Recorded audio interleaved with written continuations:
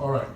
In this scenario, the offeree promised to pay $5,000 for the car.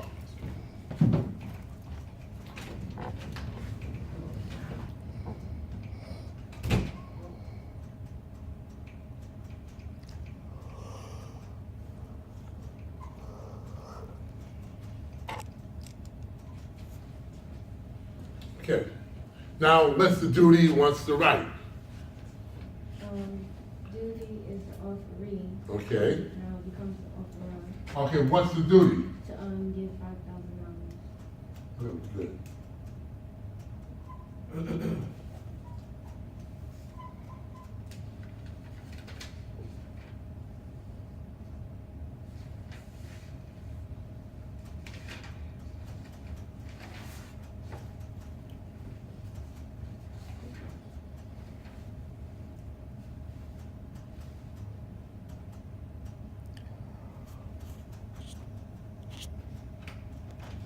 Okay, now what do we have? What's the right? The right is to take the $5,000.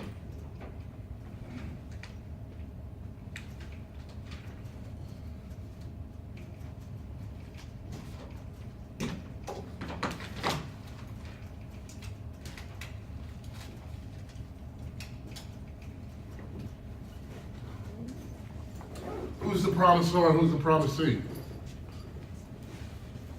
Promisor is offeree. Promisor is the offeree, The promisor is the offerer. and the promisee is The the, offer. The offerer.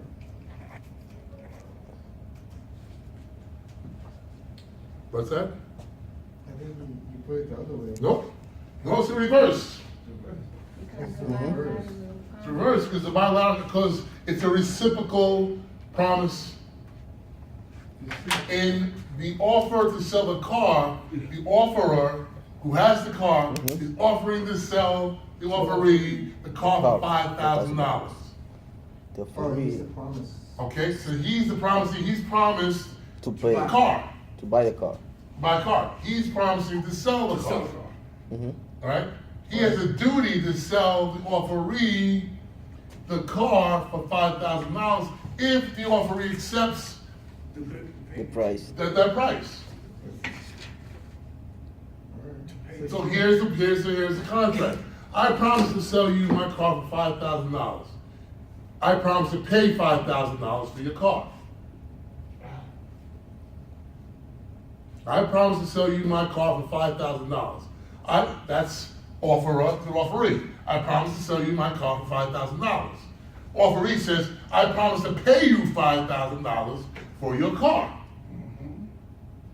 So it's a bilateral contract. Okay. Now I got it. Okay? In that situation, that's one, we have a bilateral contract. The consideration is when? When when he Both considers parties. the payment. Is that the When who consideration? considers payment? The the offeree offeree Free, considers paying pay- him is $5,000. it a $5,000. consideration? yeah, it's an acceptance. It's acceptance, it's always acceptance, not consideration. Because you can have consideration but no acceptance. That's why I said, if he doesn't say, okay, I promise to pay $5,000, it's a non-acceptance. There's consideration. It's a Consideration consideration, is, yes. I promise to give you my car for $5,000. But that's not, we're not saying that there was no consideration given. We're saying if offeree does not say, yes, I'll pay $5,000 for it, It's not an acceptance. then there's no offer and acceptance because there's never been an acceptance. There's no contract.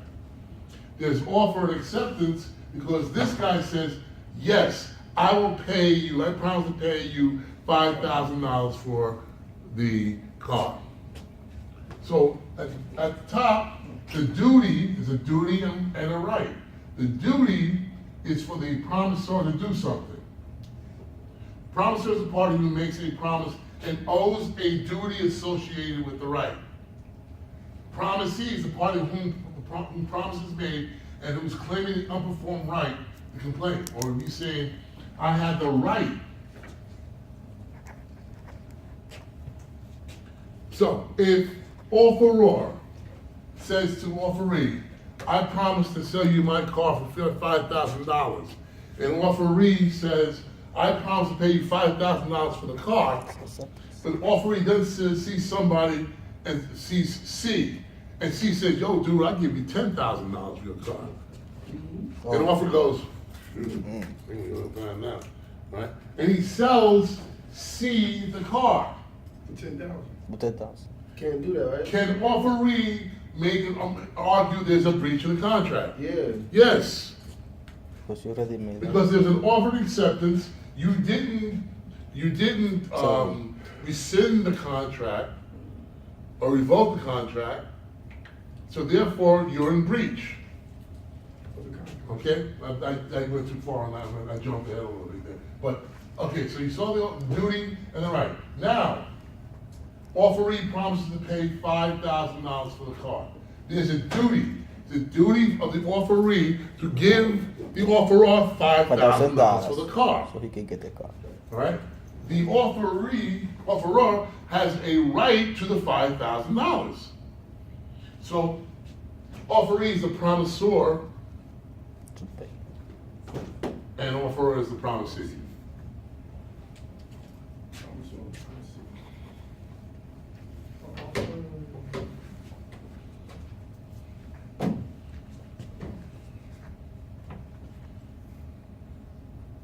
Now, under this situation, the promisee, as complaining, will allege that the promisor has breached a contractual duty by either notifying the promisee that the promise will not be performed when the performance is due, breached by anticipatory repudiation, when we get to that, or by having not performed when the performance was due.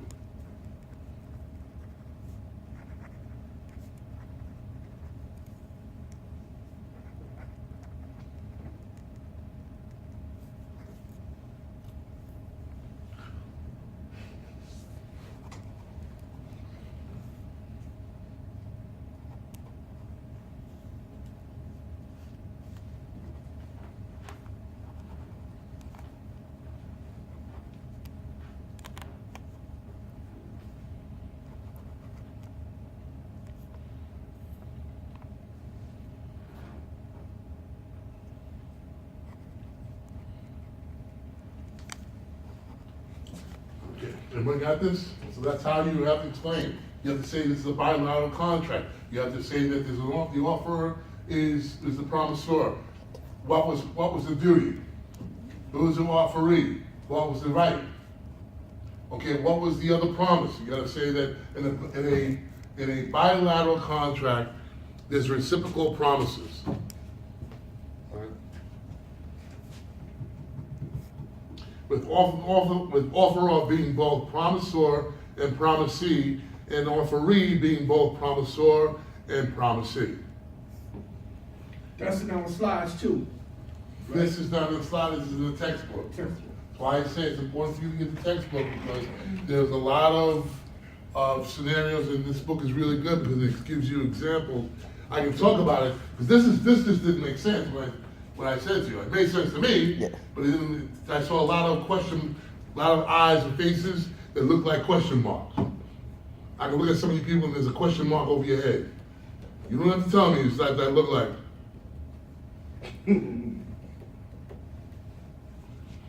With me, my face is so expressive.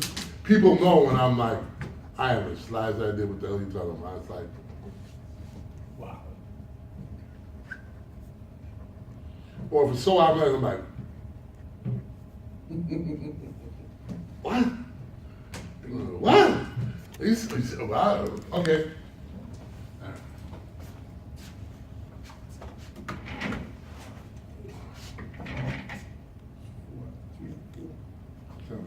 Okay, we'll stop right here. Let me put these Wait a minute. This is step 5? That's step 4 though. Step 4. Step 5 is next. Oh, step That's five. when the defendant promisor says that the plaintiff is response to plaintiff's allegation. So this would be the promisor saying, well, I didn't breach the contract, or whatever. But there's other reasons.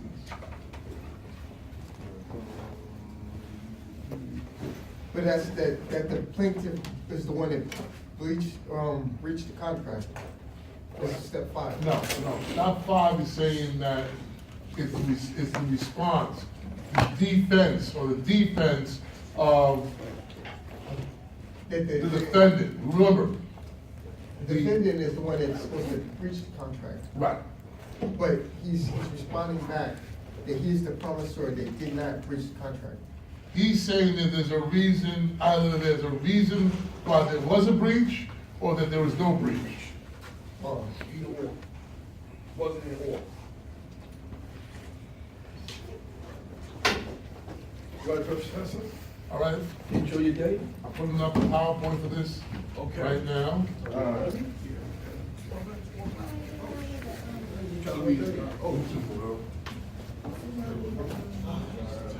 Oh,